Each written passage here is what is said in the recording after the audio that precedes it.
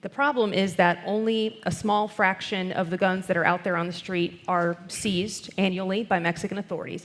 Out of that small fraction, only a small fraction of those are ever actually submitted to the American Bureau of Alcohol, Tobacco, and Firearms and Explosives for tracing.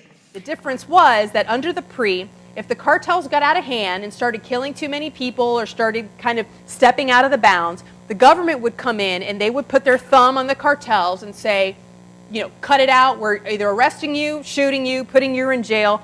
We're the PRE, we're the government, and we're in charge. The situation is in Mexico and also along the border. This is kind of an unprecedented situation as far as the way that Mexican drug cartels are operating south of the border, the measures that they're taking to bring illegal drugs into the United States. However, you take a look at crime statistics and apprehension statistics in places like San Diego, which is a great example, where you actually have the double layer of fencing that has been there since, I believe, roughly 2009. To El Chapo. Sure.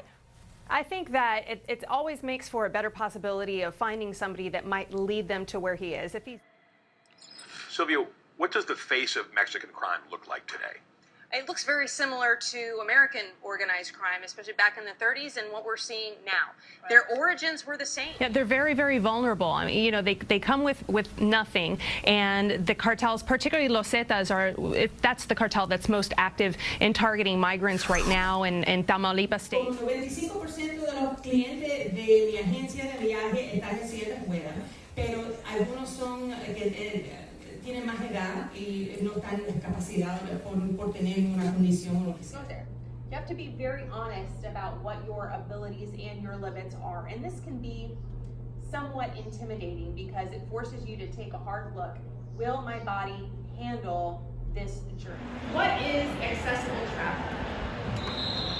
Now, ultimately it means being able to travel when you have some sort of disability or mobility impairment, and making sure that there are accommodations to make things easier for you when you leave your house. And I had always liked traveling by myself. I started traveling by myself in my 20s. But obviously, traveling by yourself when you're able-bodied and traveling by yourself as a wheelchair user, two very different things. And the frustrating thing is that sometimes when they build a hotel, they just throw it together and they never, ever, ever consult with somebody who actually uses a wheelchair.